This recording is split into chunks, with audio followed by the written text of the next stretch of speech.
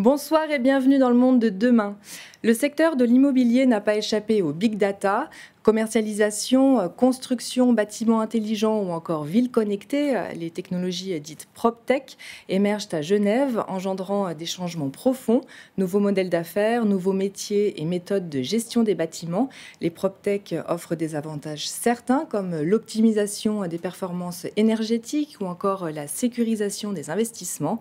Alors, quelles sont les entreprises innovantes à Genève? Quels sont les impacts durables pour l'environnement et la société?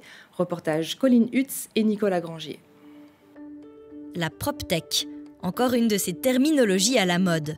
Elle désigne en l'occurrence l'application des technologies de l'information au secteur immobilier.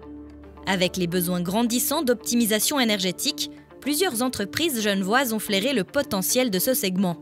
C'est le cas de Signataire, dont les objectifs sont restés les mêmes depuis ses débuts en 2018. On a toujours le même objectif, c'est montrer aux propriétaires d'immeubles leur consommation énergétique, d'eau, de chauffage, d'électricité, la mettre sous la forme d'étiquettes et puis proposer des solutions pour économiser ces différents vecteurs et leur permettre de faire des économies.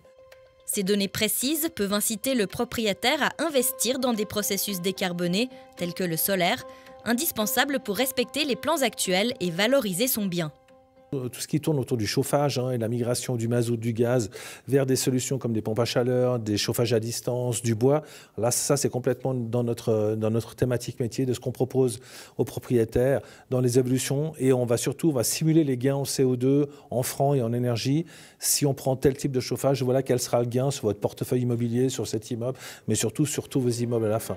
Prenons l'exemple de cet immeuble de la coopérative La Cigale au Vidolet.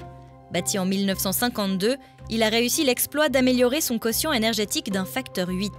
C'est sur la base de tels outils prospectifs développés par des spécialistes que le client choisira la manière de mener les travaux. On est dans l'outil prospectif et puis de projection dans le temps. On part de la mesure aujourd'hui. On est vraiment dans l'immeuble à relever des index. Donc c'est très très précis ce qu'on mesure aujourd'hui, mais surtout. Et puis quel va être l'objectif dans 10, 20, 30 ans si vous prenez telle mesure, telle mesure, telle mesure. Et là, les propriétaires peuvent faire leur scénario. Quel scénario je vais choisir en fonction de ce que je connais aujourd'hui? Parce que peut-être qu'il y a des techniques qui vont venir dans 10 ou 15 ans qu'on ne maîtrise pas encore aujourd'hui. Mais selon les données qu'on a aujourd'hui, voilà ce qu'il est possible de faire sur le parc immobilier. L'urgence climatique et la crise énergétique n'ont fait que confirmer le bien fondé de la démarche. Mais ce diagnostic va bien au-delà et tient compte de multiples critères. Nous proposons à nos clients d'avoir une vision multicritère. C'est-à-dire que ce n'est pas forcément que l'énergie ou le climat qui va driver la rénovation, mais c'est bien la vétusté, la mise aux normes conformité, le besoin de modernisation, le confort des occupants. Donc tous ces critères réunis nous permettent de donner des feuilles de route de rénovation à nos clients. On va donner toute une panoplie d'actions à très faible temps de retour, de rénovation partielle, totale, renouvelable, locale ou importée. Rien que sur le plan énergétique, il existe des leviers à plusieurs niveaux, rappelle cet ancien directeur du service cantonal de l'énergie. C'est d'abord qu'est-ce qu'on peut gagner sans investissement en faisant que du réglage, notamment des signatures thermiques ou des actions d'optimisation. Ensuite, on va réduire les besoins, réduire la demande. Donc là, c'est isoler le bâtiment. Ensuite, cette demande sera alimentée par un système le plus efficace possible. Donc c'est idiot de chauffer avec du chauffage électrique ou d'avoir encore des chaudières qui ont une température de flamme à 1200 degrés pour chauffer un bâtiment à 20 degrés. Donc un système efficace avec du renouvelable local. Est-ce qu'on peut mettre du solaire thermique, du photovoltaïque ou du bois localement? Parfois, la solution peut venir d'un chauffage à distance ou de l'achat d'électricité certifiée, donc en dehors de l'objet prospecté. La chaîne de compétences de Signataire a en tout cas fait émerger un certain nombre de nouveaux métiers. C'est toute une chaîne de valeur de nouveaux métiers. Il y a des gens qui vont visiter l'immeuble, aller dans les sous-sols, prendre la photo des compteurs, créer des schémas de comptage. D'autres qui vont faire l'état des lieux physiques du bâtiment avec l'état des toitures, des façades, des fenêtres. Ensuite, un métier d'énergéticien pour chiffrer des coûts de travaux. Ensuite, une fois qu'on travaille au niveau de l'objet, oui, mais au niveau d'un parc, il faut un gestionnaire client qui, lui, va faire la consolidation du parc immobilier, le présenter au client pour l'aider à décider, à mettre en œuvre nos préconisations. Donc en fait, on a créé des nouveaux métiers sur toute la chaîne de valeur de la transition énergétique. Avec ses 50 collaborateurs à Genève, Signataire veut désormais conquérir le reste du marché, notamment alémanique. Au rythme actuel, on estime qu'il faudrait 100 ans pour rénover le parc immobilier suisse. Mais le calendrier politique ne laissera pas cette latitude. À chaque propriétaire d'opérer ses choix de stratégie grâce à ce type de conseils éclairés. Maël Perret, bonsoir. Bonsoir. Vous êtes CEO d'Inno, une entreprise que vous avez fondée il y a 5 ans. Vous êtes actif dans la gestion, le traitement et l'utilisation de données dans le but de réduire l'impact environnemental des bâtiments. Alors Inno, comment ça fonctionne ? Alors, en quelques mots, en fait, on a été chercher les nouvelles compétences des métiers de la data, en fait, tous les nouveaux métiers autour de la data, et on a été regarder comment ces métiers pouvaient aider le monde du bâtiment, ou en tout cas le portefeuille immobilier en Suisse, qui a un gros impact sur la consommation d'énergie en Suisse et sur les émissions de CO2, et comment ces nouvelles technologies pouvaient nous aider à optimiser en fait le fonctionnement des systèmes principalement de chauffage aujourd'hui pour en réduire la consommation sans investir dans des travaux importants. Et qui sont vos clients? Qui utilisent vos solutions aujourd'hui? Alors, principalement, on travaille avec des institutionnels. Donc, ça peut être des fonds immobiliers. Donc, ça, c'est plus la partie financière. Ou alors des assurances, des caisses de pension. Mais on a toujours ce focus portefeuille. Parce que notre technologie, ça c'est un de nos avantages concurrentiels, on va dire, c'est que notre technologie, elle est compatible avec tout type de bâtiment. Et c'est pour ça que les propriétaires de portefeuille viennent nous rechercher, parce qu'on est les seuls à avoir la capacité d'équiper une centaine de bâtiments pour eux entre Genève et Zurich. Alors, comment ça fonctionne? Vous parlez d'équipement. Est-ce qu'on installe des boîtiers dans les bâtiments, qu'ils soient neufs ou anciens? Comment on récolte cette donnée? Alors, on n'aime pas parler de boîtier, on aime mieux parler de technologie, mais oui, au final, c'est un boîtier, c'est plus visuel. Mais c'est une technologie qui permet de s'interfacer aux installations de chauffage, donc que ce soit à des sondes de température, à des compteurs d'énergie. Et en fait, ça nous permet de nous connecter à ces installations à distance. Donc, on vient récupérer de la donnée dans un premier temps.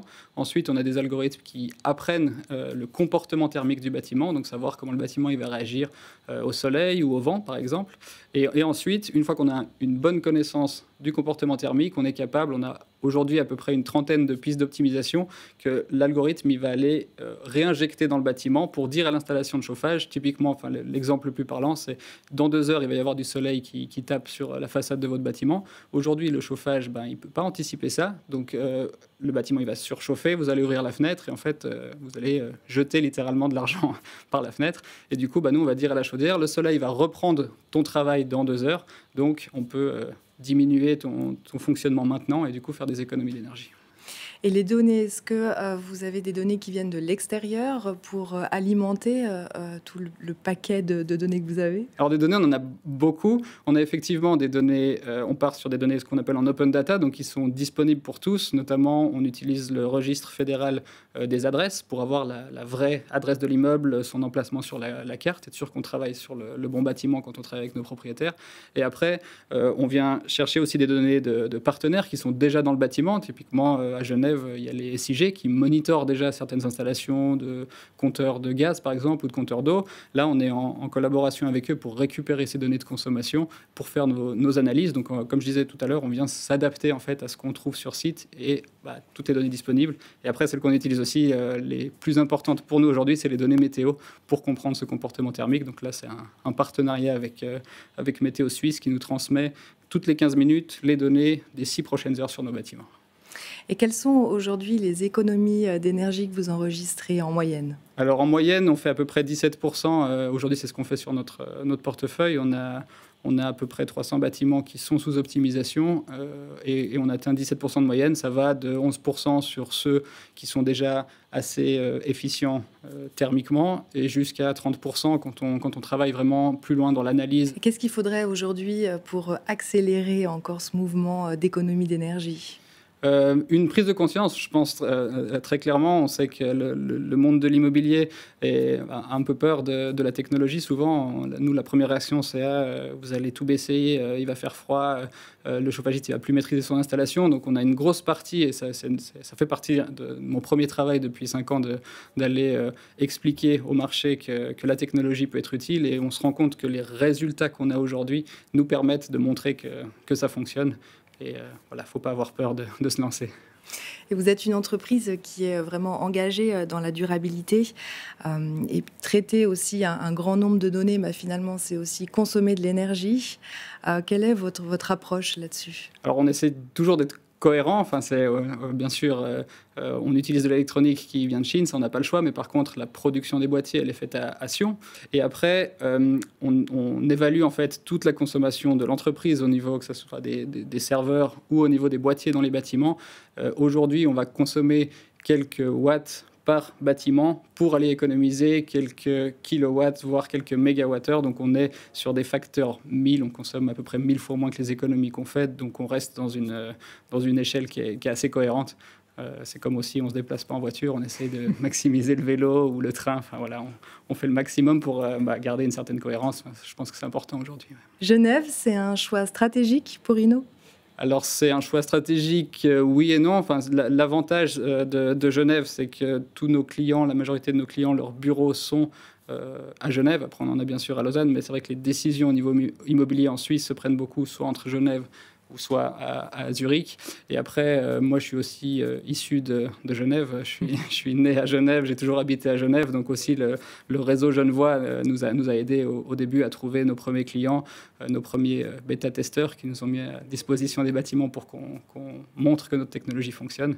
Et c'est aussi pour ça qu'on est resté à Genève. Et on a l'avantage à Genève, je trouve aussi que la politique, tout ce qui est loi autour de l'énergie est assez en avance comparé au reste de la Suisse. Et ça pousse aussi les propriétaires genevois à se poser des questions et à travailler typiquement avec nous pour qu'on les accompagne dans la réduction de l'impact environnemental de leur portefeuille immobilier. Maëlle Perret, merci beaucoup. Merci à vous pour l'invitation. Merci à vous de nous avoir suivis et on se retrouve tout prochainement sur L'Aimant Bleu.